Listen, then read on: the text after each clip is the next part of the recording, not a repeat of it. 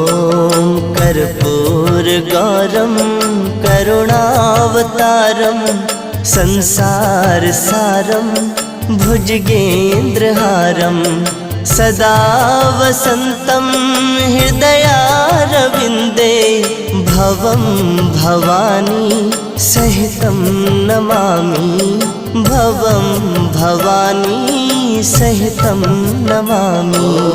कर्पूरगौरं करुणावतारं संसारसारं